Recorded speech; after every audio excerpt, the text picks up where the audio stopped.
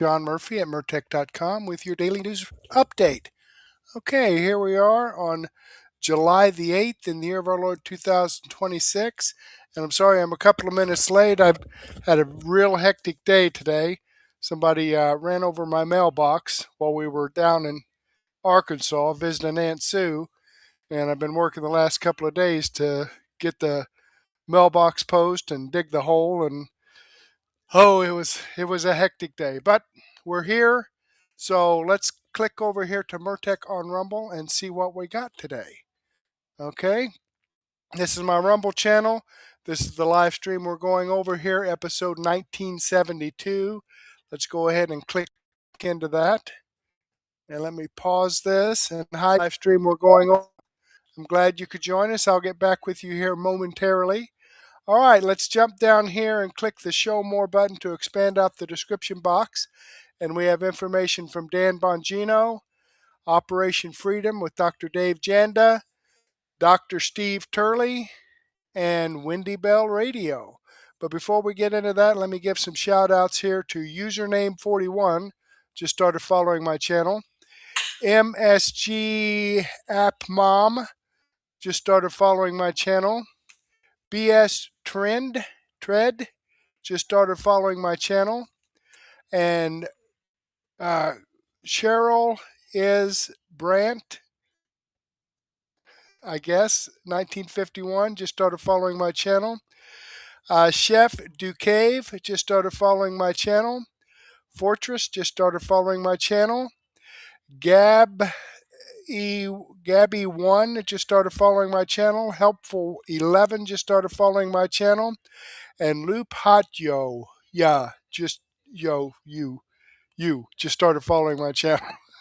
Okay, so thank you very much, folks, for following my channel. I greatly appreciate that. I hope you're tuned in, and I hope you enjoy the content.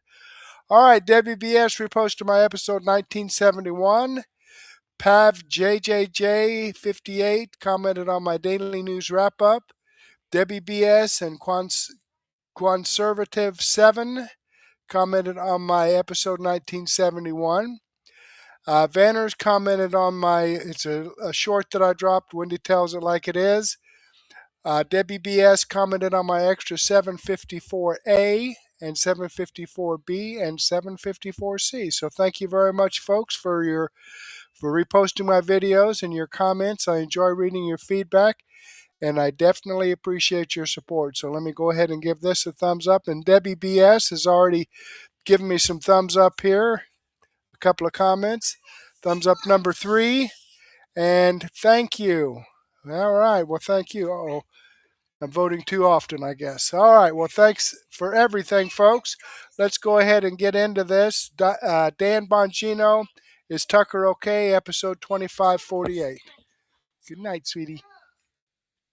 All right. Let's jump over here and see what that's all about. So one thing I will say is we'll go to war all the time, every time we have. I was just telling Jasmine this morning, Guy and Justin remember our war with the cat lady, which was a war of attrition that we won in spectacular fashion. And I remember people like, oh my gosh, how long is this going to go on? Long enough until we win, because we just don't stop. Because the thing is, when you're telling people the truth, eventually people get tired of being lied to by your opponents. So I'll get to that in a second. I want to put this up first because this is the most important story of the day. President Trump has resumed destroying the Iranian IRGC and Mullah Death to America leadership because they're finding out that when you F around with this president, he's not kidding. He'll give you an opportunity. He's a businessman. He's a negotiator. He's not interested in unnecessary foreign wars at all. This, however, is necessary. He's given them a shot. They keep dicking around, and now they're finding out yet again. So this happened. Here's President Trump's answer to a question. Hey, is this ceasefire at least effectively over for now? Here's his response. Check this out. To me, I think it's over. I don't want to deal with them anymore. They're scum. You know what scum is? They're scum. They're sick people. They're led by sick people. And they're vicious, violent people. And if they had a nuclear weapon, they'd use it. As far as I'm concerned, it's over. I'll speak to our negotiators. They want to negotiate. They're good people. Steve Witkoff, Jared Kushner. But they have to come back to me. As far as I'm concerned, it's just a waste of time dealing with them. They're liars. we make a deal. And if I make a deal with him, we have a deal. And it goes out, he talks. We make a deal. Everyone's agreed. No nuclear weapon. We make a deal. They go outside, talk to the press. They say, we never even talked about it. There's something wrong with them. They're cuckoo. As far as I'm concerned, it's over. He gave him a shot.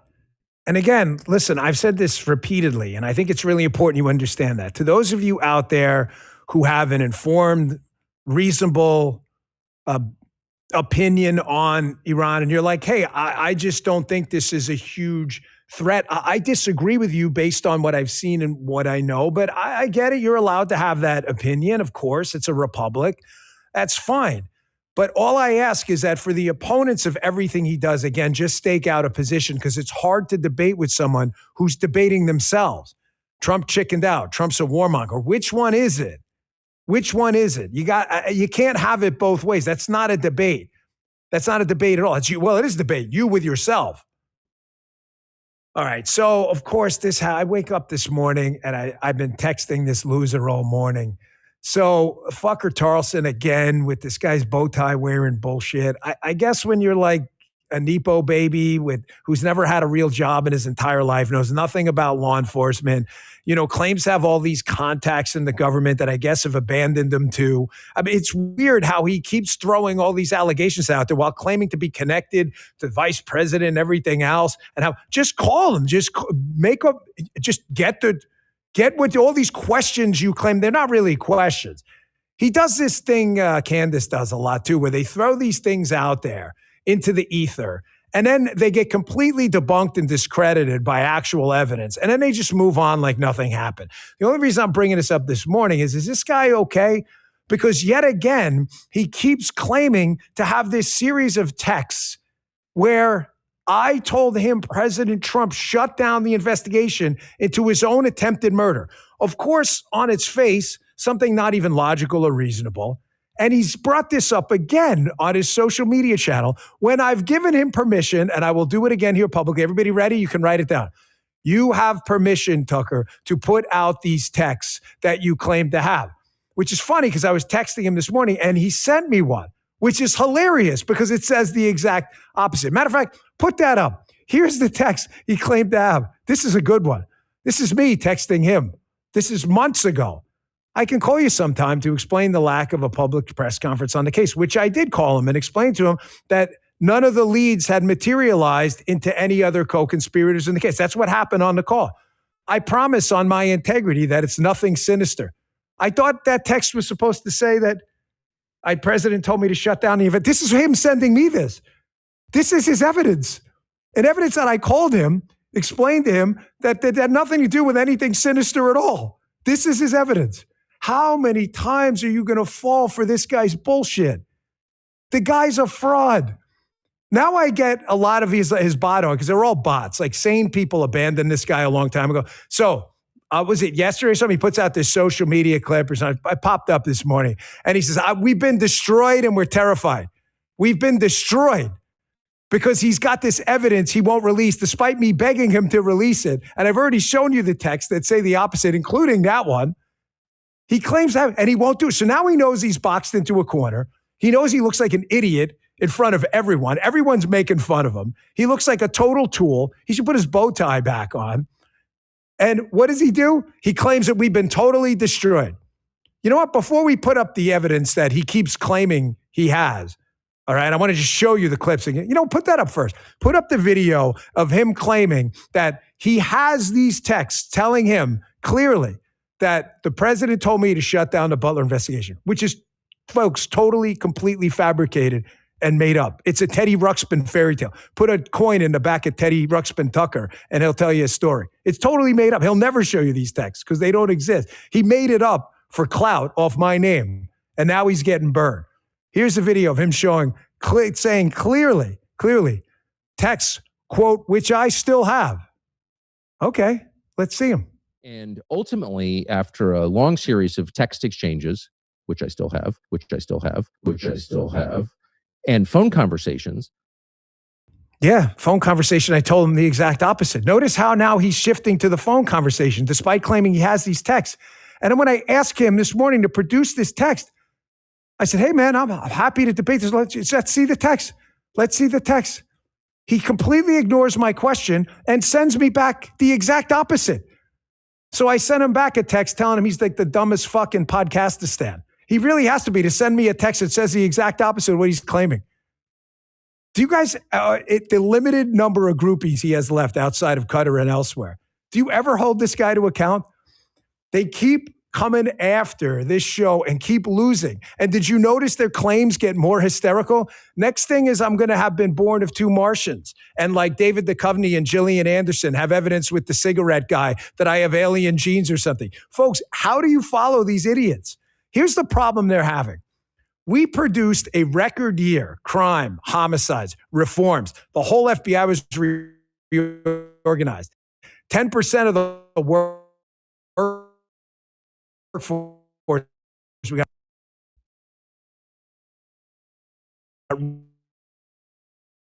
rid of or left because they didn't like with the changes we dismantled and disbanded. We produced record number counter-terror, counterintelligence investigation, most wanted people apprehended.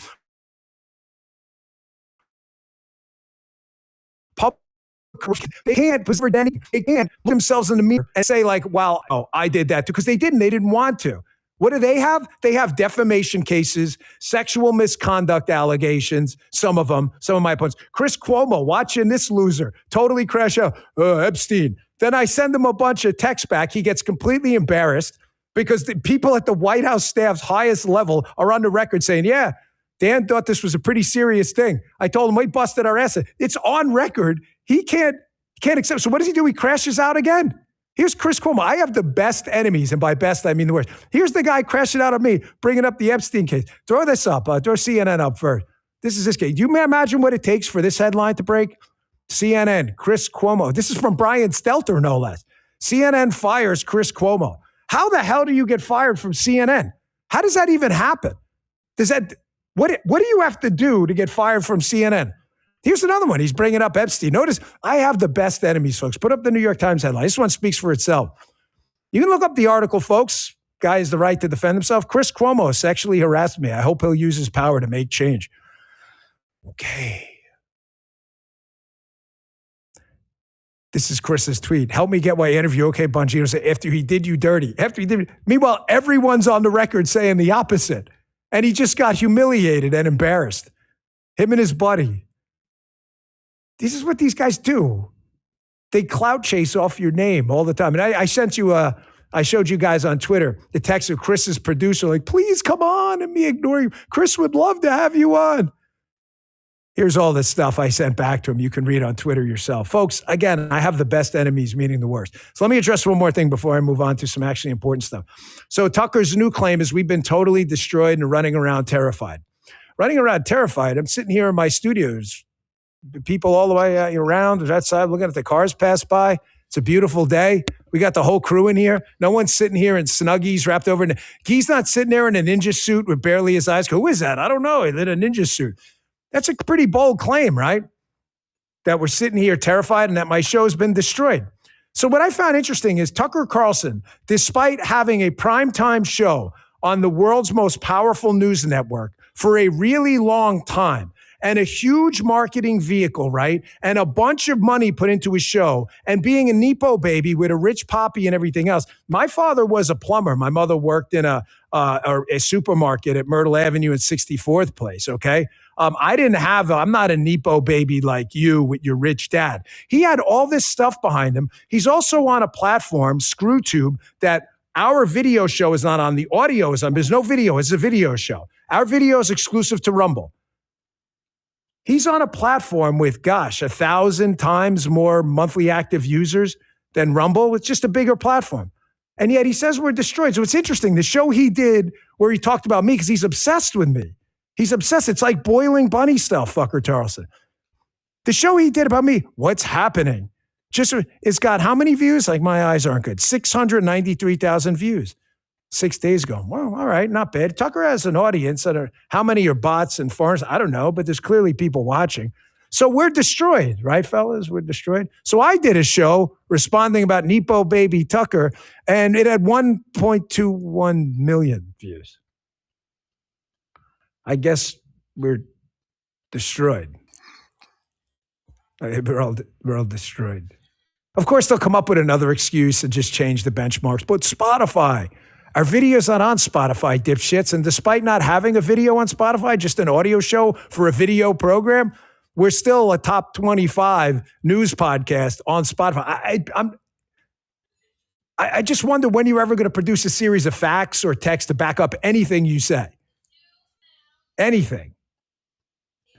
All right, I'm going to go ahead and pause that there and move on. But, it's a shame that he has to do this. But, the thing is, when somebody, and yeah, Tucker has some viewership there. I mean, when he comes out and badmouths Dan Bongino, what does he expect him just not to say anything or not to come back at him? I don't know what happened to Tucker. Um, I, when he started releasing that footage of uh, January 7th or whatever it was about where the police were opening the door and letting people in and giving them a tour and then later arresting them for trespassing. That was the end of him on Fox News, and I'm not understanding why, other than Fox is kind of like a rhino. It gives you part of the information but doesn't give you the whole truth. I haven't watched Fox for years. My information, my news comes from people like Dan Bongino, people like Wendy Bell, people like Dr. Dave Janda, and Dr. Steve Turley that I'm going to share with you tonight. I don't watch any network stuff other than maybe snippets of it, just to share with you if it's worthy. But uh, right now, let's go ahead and click on the Rumble link and show you that this video does come from Dan Bongino.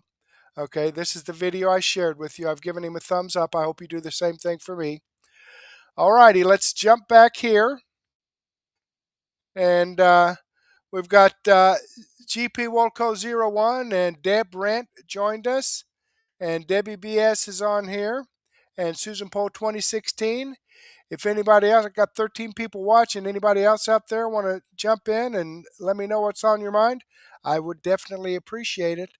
Okay, so let's scroll down here and let's see what Dr. Dave Janda, Operation Freedom, has to say. The horror labs supposedly did not exist. Okay, well, let's check this out.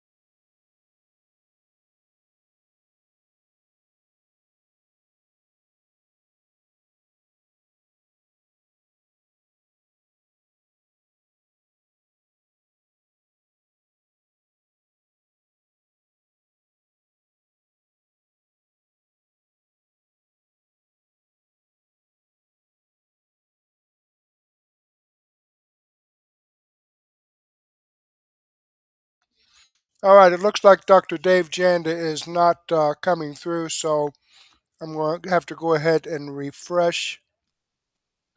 Let me go ahead and refresh Rumble. Sorry. No, I don't know why that happened.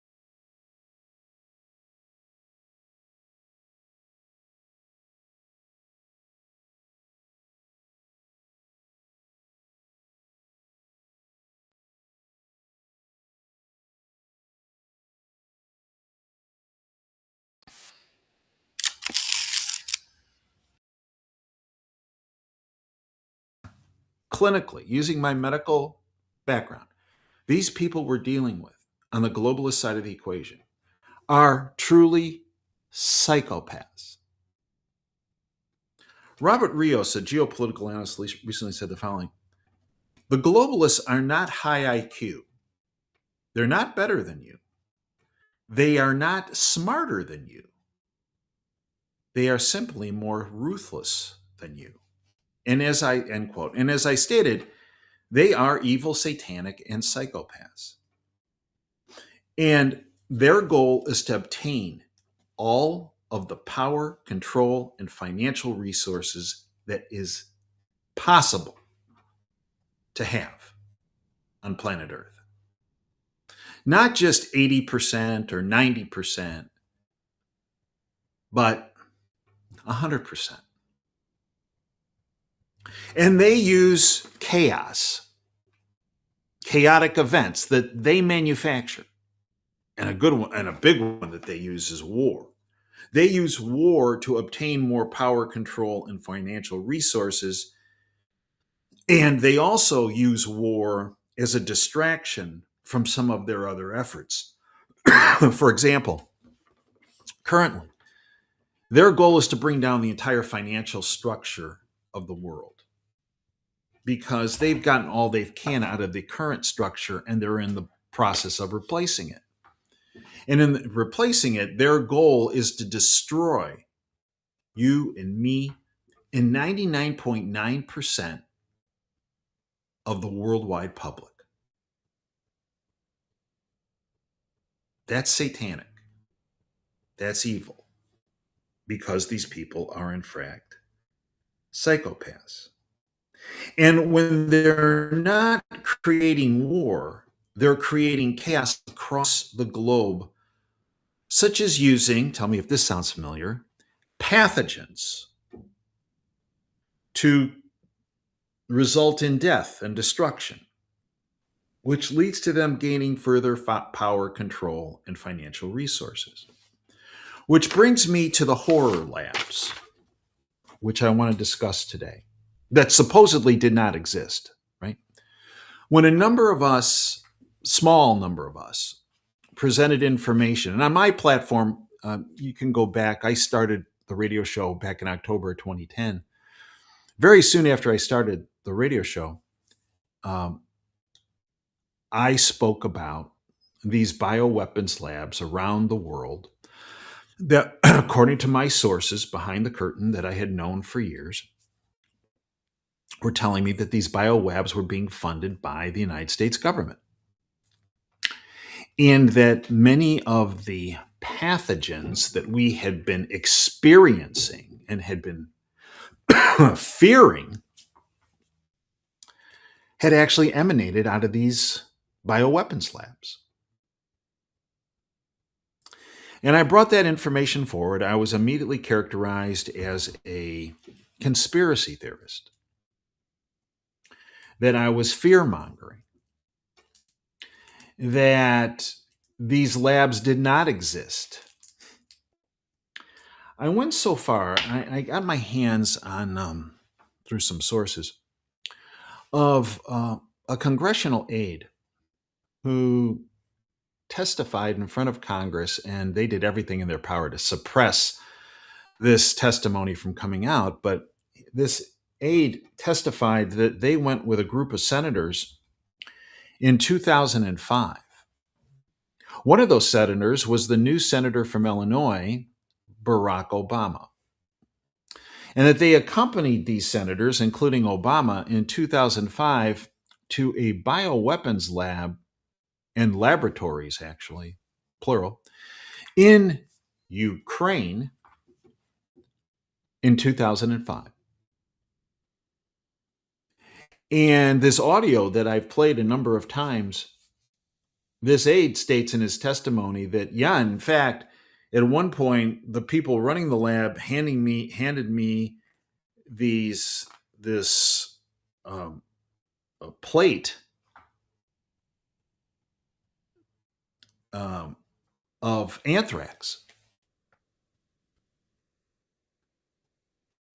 Now, I knew I was over the target when I first talked about this many years ago, when I played that audio clip, because of the immediate blowback I got from globalist syndicate players to shut up, to not speak about it. And my reaction was to continue to speak about it, which led to even more threats. But I brought that information forward along with a small number of others 10 years ago.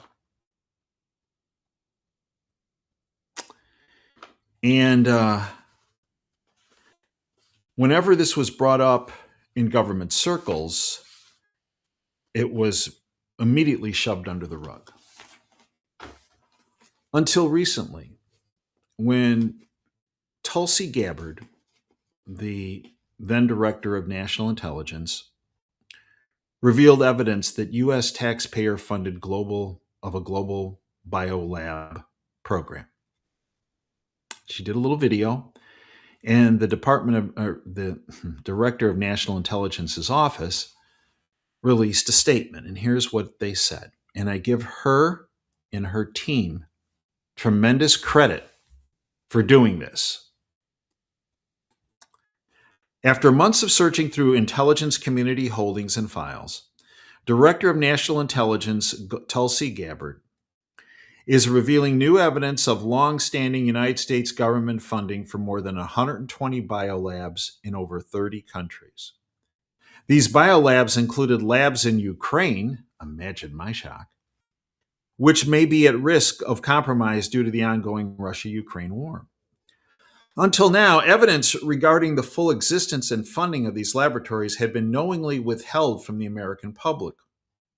The information surrounding the existence, history, locations, and funding of these U.S.-funded biolabs has been intentionally covered up by powerful people, falsely claiming, that they do not exist, and accusing anyone who says otherwise to be foreign assets and traitors to America. Yeah. And even worse. Many of these U.S. government-funded biolabs are currently or have previously engaged in research using hazardous and highly contagious pathogens, in some cases to include dangerous gain-of-function research with very little visibility or oversight. And this is why I was one of the first people out of the box to label what happened in December of 2019. This is how bad the suppression still is. I can't even mention the name, right? And how this was related to that as far as the integral component, that spike protein. Yeah. Okay. The release goes on. And this is Tulsi Gabbard quoted in the release. Quote, despite the obvious potential for catastrophic global impact research on dangerous pathogens in biolabs can have, politicians, so-called health professionals like Anthony Fauci, never put doctor in front of his name, and entities within the Biden's administration's national security team lied to the American people about the existence of U.S.-funded and supported biolabs and threatened those who attempted to expose the truth, end quote, Tulsi Gabbard. And to that I say, good for Tulsi Gabbard and good for the world that this see the light of day. I give Tulsi tremendous credit for doing so and for stepping up and stepping out, and her entire team when no one else had done that in the government. And those of us who brought this information forward years ago were targeted by the government. and corporations associated with the government, like all those that run social media platforms, which is why this platform is so suppressed, smothered. Okay, I'm going to go ahead and pause that there, but I will have this in my daily news wrap up. There's like 8 minutes left in it, but you got some good information. I need to move on. But you have to step back just a minute and think, so why would the government, obviously the government knew about this because she had files and records on it. So why would the government allow bioweapons labs to create gain of function viruses that kill humans? Why? Could it be that the deep state of the government just wants to kill us peons off? They say how they care about us and healthcare and this and that and the other. Well, the healthcare industry made trillions of dollars off of this COVID-19.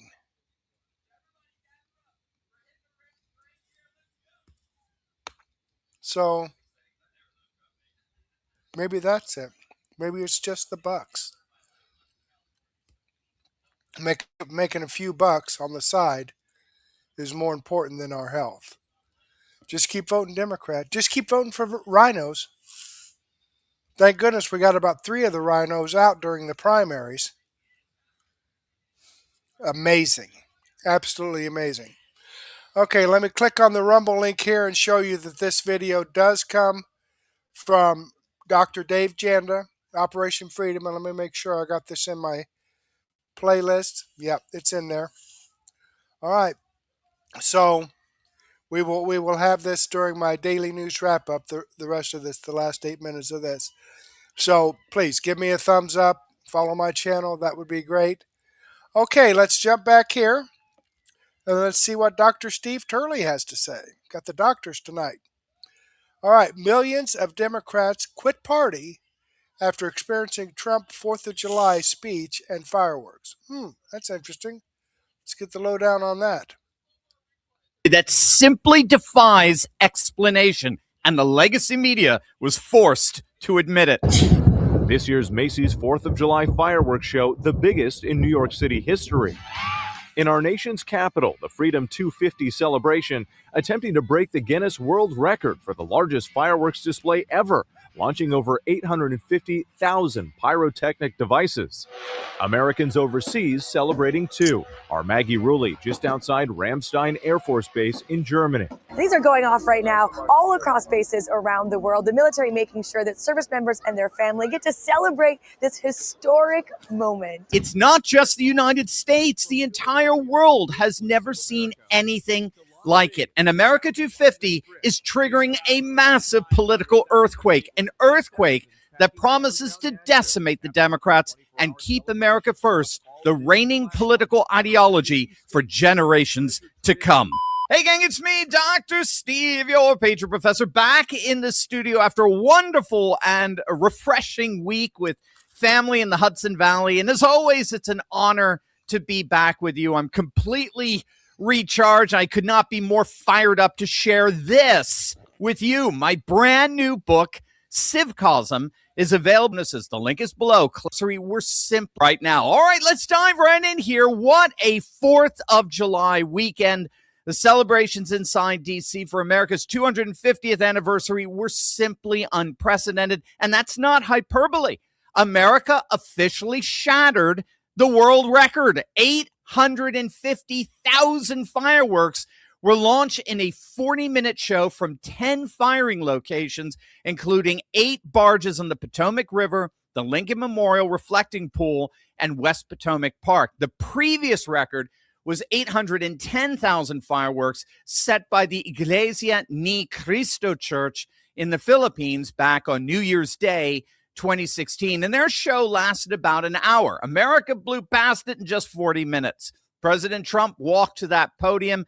The energy on the National Mall was electric. Proud veterans in their old military caps, grandmothers holding the hands of tiny children, everyday Americans from every background, shoulder to shoulder under the same flag. And when Trump began to speak, he didn't lecture them. He didn't scold them. He didn't apologize for them. He celebrated them. This country is the home of freedom. This is the land of liberty. And this is a flag that's the banner of the most extraordinary, most exceptional, most incredible nation ever to exist on the face of the earth.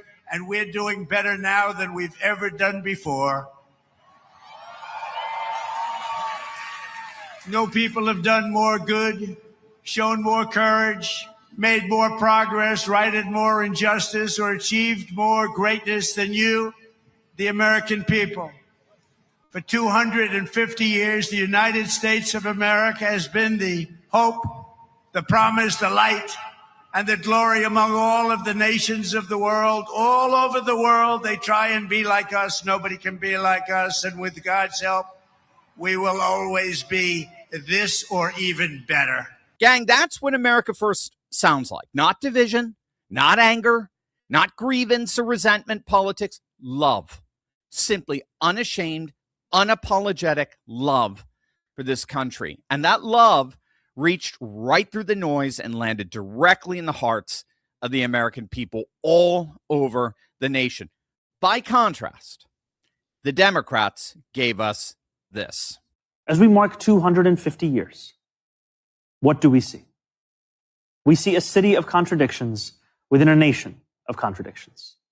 We see the wealthiest country in the history of the world, one where children go to sleep hungry, while the world's first trillionaire hungers for more. We see monopolies that dominate every industry and oligarchs who buy elections. We see masked agents terrorizing our streets, eating food cooked by our undocumented neighbors before spiriting them away in unmarked vans. I mean, seriously. I mean, talk about a guy who cannot read a room. Literally. I mean, he's sitting at George Washington's desk, and it's actually backwards. It is, forgive my French, it is ass backwards, just like his ideas. Multiple observers noticed that Mamdani was sitting on the visitor's side of the desk, facing the wrong direction, essentially sitting backwards relative to how the desk is meant to be used. It simply could not be more symbolic of his backward ideas. And he presumed election.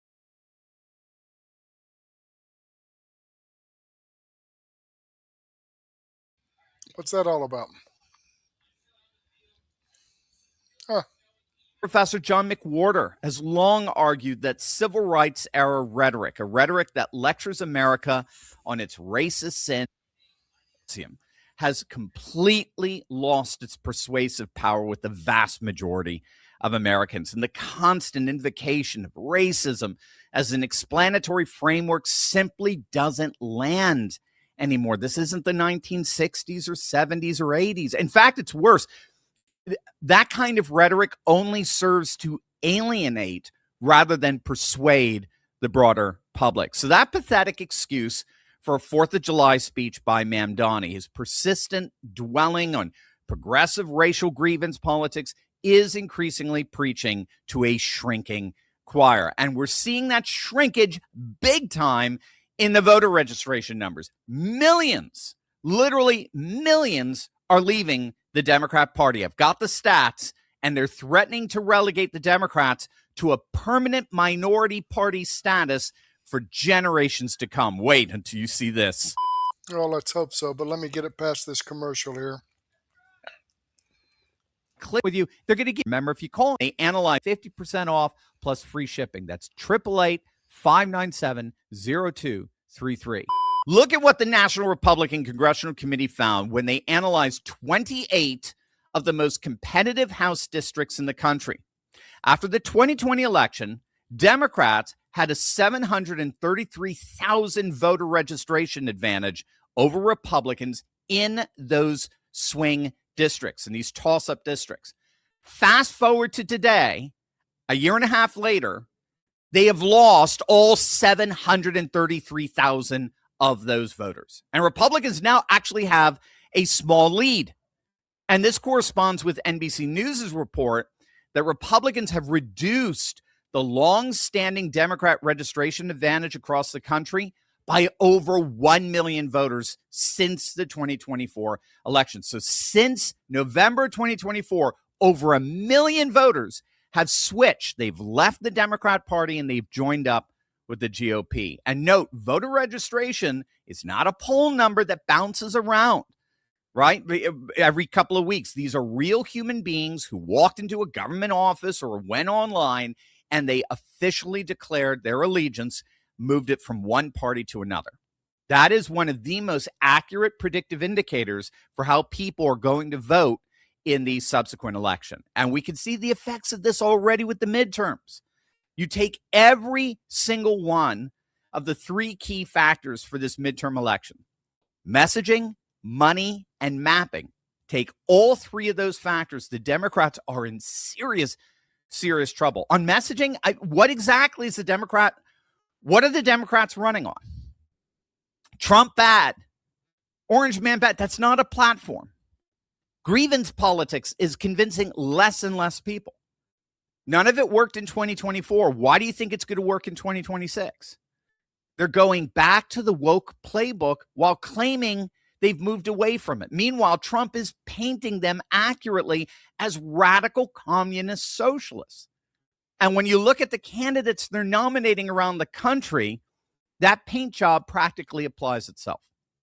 So that's the messaging side. On money, the Republican National Committee entered this spring with $109 million cash on hand.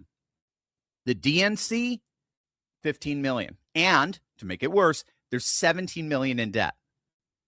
So when you add the full Republican ecosystem, the RNC, the NRCC, the NRSC, the Congressional Leadership Fund, Trump's MAGA Incorporated Super PAC, you put that all together, Republicans have upwards of $1 billion to deploy for the midterms. Republicans could defend every single vulnerable incumbent and flood marginal seats to go on offense. That's going to leave the Democrats constantly on defense, and it's already happening. On mapping, the structural map already gives Republicans a clear path to holding their majority. So you've basically got three congressional projected maps. You got Sabato's crystal ball. They have Republicans sitting right now at 213 safe seats. Cook Political Report has them at 212. And Inside Elections goes back and forth between 215 and 217.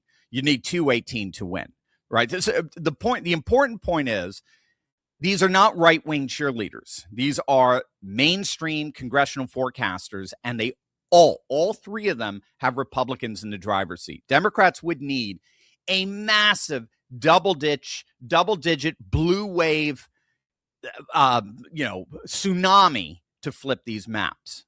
And right now, they're up maybe 2 or 3 points in the generic ballot, 2 or 3. And the kicker historically, again, if you've been part of the channel for a while, and if not, make sure to smack that bell and subscribe button. But if you've been with us for a while, you know Democrats always get a polling bump during the summer.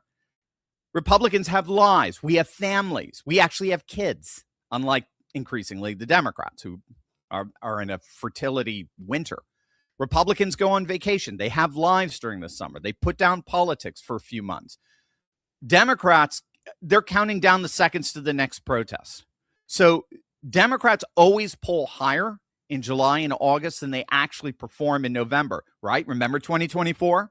Remember cackles and beating Trump by almost double digits in some of those polls in August? Right now, in July of 2026, right now, Democrats at best are up by a couple of points. There is no summer bump. It's simply not there. And if you understand what that means historically, you understand exactly why every senior Democrat in Washington is in a cold sweat. They always perform worse in November than they're polled in the summer. And if you're only up by 2 or 3.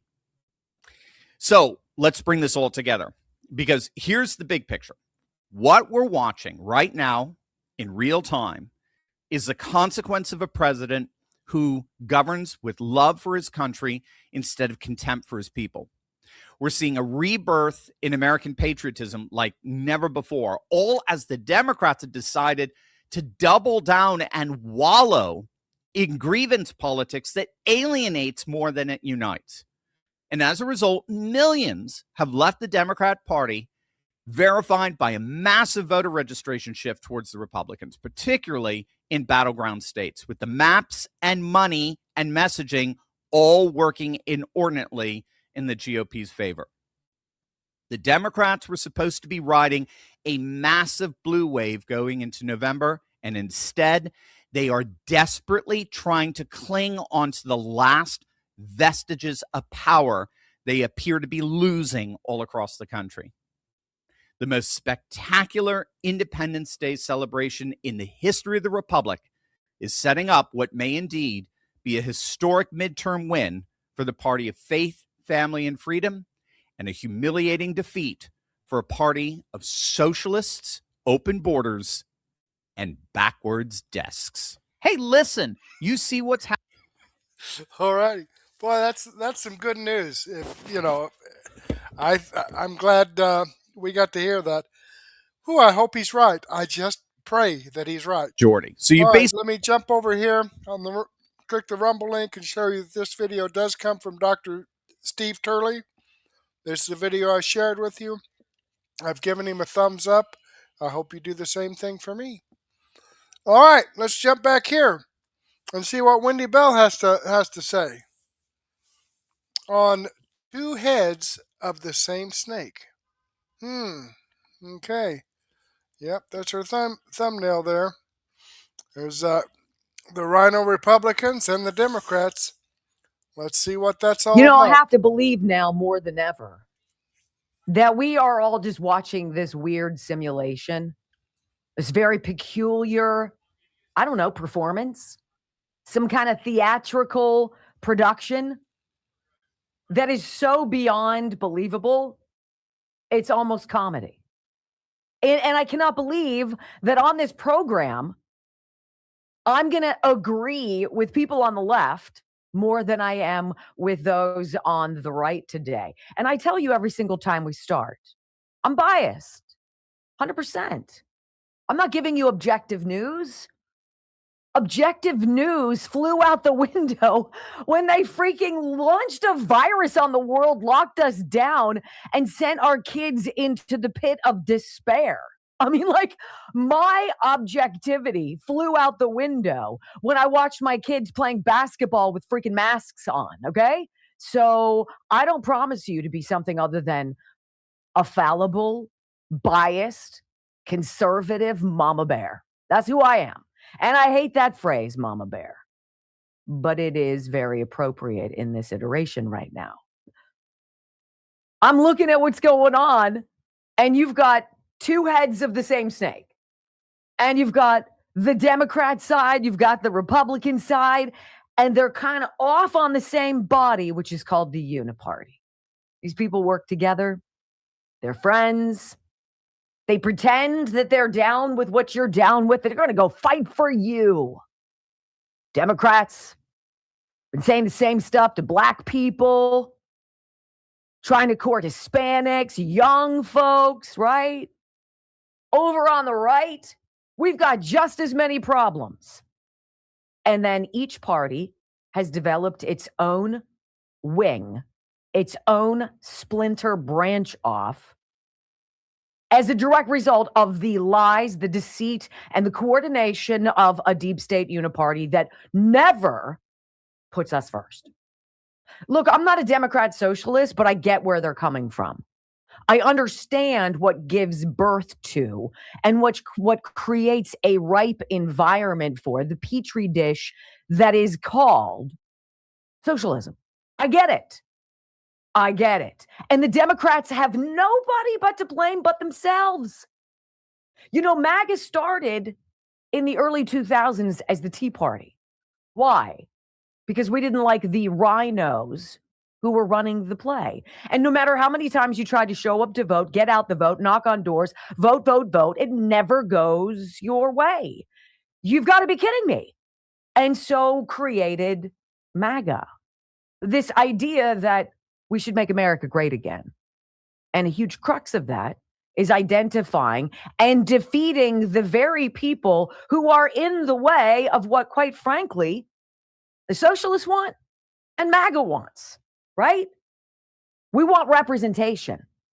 We want people we can believe in. Now, we are diametrically opposed in what we believe in, but we are both shared in this common thing called hate for the deep state, hate for the machine that fails us.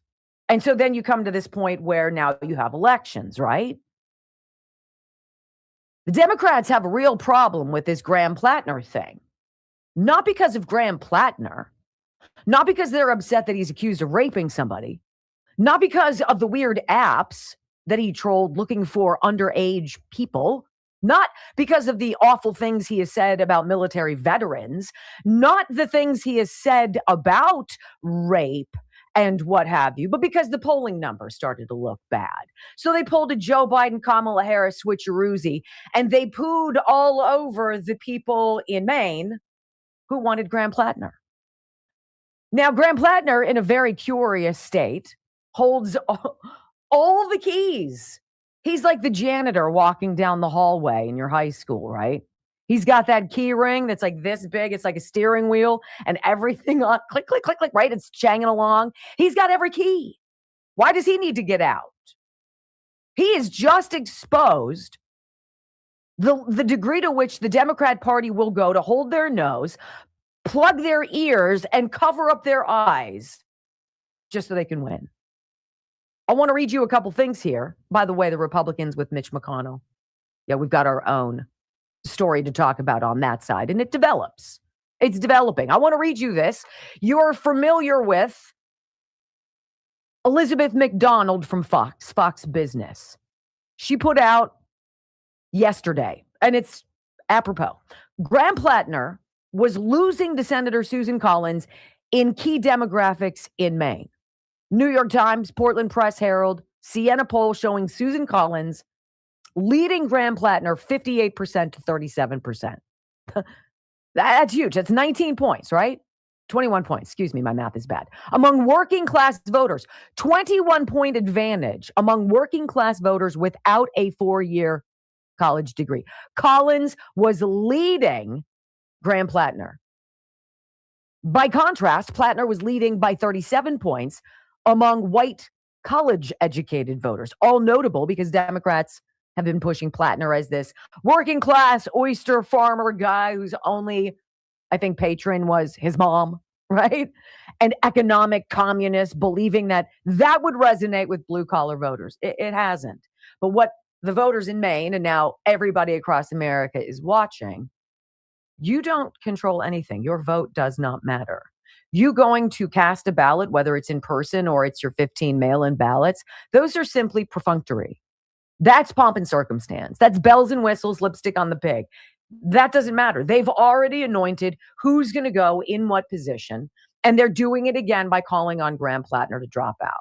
Why should he? Honestly, why should he give up? So much for the big tent party, right?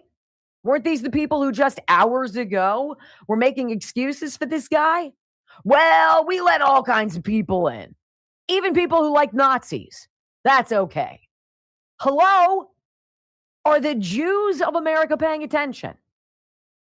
Look, I don't defend the socialists.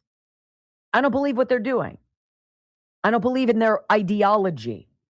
I don't believe in the anti-capitalistic view they have. Because what they think is going to work never works. It never has. It never will. Just look at New York City right now. Either the city council votes in an 18% pay raise for everybody in City Hall, or they don't, and it gets voted in every single year anyway. That's redistribution of wealth. That's completely contrary to what socialists tell you they're all about.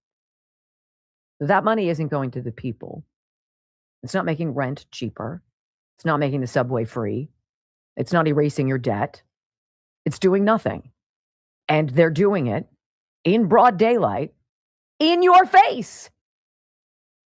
We're watching the two heads of this snake now as the rhinos are trying to scramble. We've got to make it look like Mitch McConnell is alert.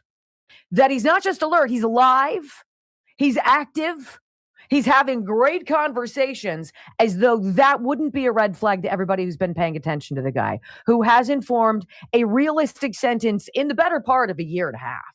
I mean, come on. He needs AIDS. President Trump even put out a truth about it.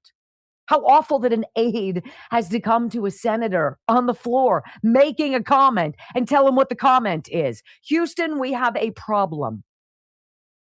The DSA and MAGA are illustrations of what happens when people get pissed and lied to and stolen from and cheated. Not just once, not twice, but generationally. And now it almost seems like the two of us have got to, like, Wonder Twin powers activate to take down the establishment, because that's what it is. It's an establishment. It's a club. And you ain't in it. When we come back on the Wendy Bell radio program, Scott Jennings did not have a good 24 hours yesterday, guys. It just all sounds so familiar, right? List of people who just so happen to have conversations with Mitch McConnell yesterday, who happen to all say the same thing. Are they thinking that we're not paying attention? Or are they that lazy? You decide. Next on the Wendy Bell Radio Network. All right, well, let's get it up here and see what she has to say about good old Mitch. Children, please leave. Of course, he's doing about as good a job in the hospital as he was in the Senate, because he never voted for any of Donald Trump's measures or any of his concepts. So he's doing just about as well in the hospital as he is. Doesn't it feel good? Let's go.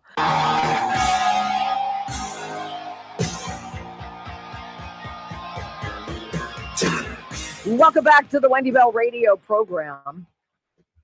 I don't see how you get behind this scripted narrative and you don't even change it up. Like, this is plagiarism 101 right now. Scott Jennings' tweet yesterday. I spoke to my old friend Mitch McConnell this morning, the senior senator from Kentucky. He's still recovering in the hospital. We talked for just shy of 20 minutes about Iran, Ukraine, the unfolding situation in Maine, my visit to the Teddy Roosevelt Presidential Library, and even a little bit of Senate history. I told him we want to see him back at work as soon as possible. 12 million views, the comments freaking blistering. Thomas Massey, what? He comes out of nowhere. Here's his tweet. I spoke to McConnell for about 20 minutes this morning. Really? He said we should end the war with Iran, quit giving aid to Israel, stop spying on Americans without a warrant, and he's really sorry about how my primary turned out. Really? Okay. Now, Senator John Barrasso. Well, apparently he talked to him too. Majority Whip. Not him saying this, but some unnamed staffer, which is interesting. Senator Barrasso and Senator McConnell had a lengthy conversation early this afternoon. Their phone call lasted roughly 20 minutes. Really? Senator McConnell was fully engaged and is eager to get back to the Senate. I'm sorry. No. That's absolutely ridiculous. All of them say the same damn thing. And the Thomas Massey card is intriguing. We'll ruminate on that coming up in a little bit. But I want to read you what Laura Loomer posted, all right? Laura Loomer, she's in the MAGA sphere. Well, if you're not in the Make America Great Again sphere, why not? You don't want to make America great again? You want to make America suck again? Like what? Like that's some kind of bad moniker. She's in the MAGA sphere. This is what she writes. We spent 4 years calling out the Democrats for covering up Joe Biden's mental decline. And now Republicans are doing the same for Senator Mitch McConnell, who is brain dead. Mitch McConnell was found unconscious in his home on June 14th. He was reportedly in cardiac arrest. And there is verified audio circulating of a 911 call where emergency services were requested at his home in D.C. on June 14th, the same day his staff confirmed he was hospitalized. On that call, you can hear the operator say a man at Mitch McConnell's home was found unconscious, in cardiac arrest, and that CPR was being given. That means Senator McConnell needed to be resuscitated. That's the whole purpose of CPR. Once a person goes into cardiac arrest, it cuts off blood and oxygen to the brain, which causes brain cell injury or death, known as hypoxic ischemic brain injury. McConnell was found unconscious, and nobody is telling us how long he was unconscious for. We talked about this yesterday.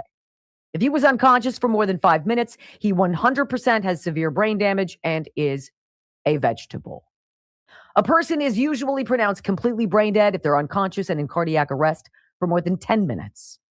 CPR on an 84-year-old man is very dangerous and likely broke all of Mitch McConnell's ribs.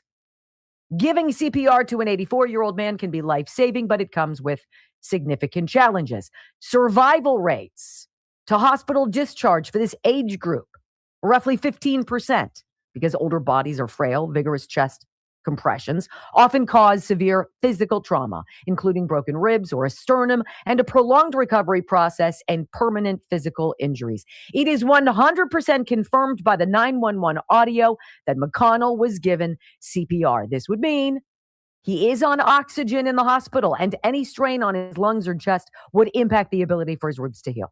There is no way an 84-year-old man who was given CPR following a cardiac arrest did 2 hours of back-to-back phone calls with U.S. senators and Scott Jennings. A broken or bruised rib makes it painful to expand your chest, and it makes speaking difficult because talking requires controlled breathing, which can trigger sharp stabbing pain. When a person has a rib injury, breathing or speaking deeply can be very uncomfortable. People with broken ribs find themselves taking shorter, shallower breaths, or avoiding conversation simply to manage the pain. McConnell's doctors would never allow him to be on back-to-back phone calls for 2 to 3 hours. It would severely damage his ability to recover 3 weeks after he was found unconscious and in cardiac arrest. His oxygen levels also wouldn't be high enough to talk that long. I'm not a doctor, but I'm married to one. I don't know if this is true or not, but you know that if you're down and you're not breathing, you're brain dead in a matter of minutes. We're being lied to, Laura Loomer writes, because some rhinos don't want the Save America Act to pass. And they would be more than happy if Kentucky's Democrat Governor Andy Beshear was able to appoint McConnell's replacement so Democrats could move to impeach President Trump and further block the Save America Act. This is a massive cover-up, she writes. President Trump, they are trying to screw you.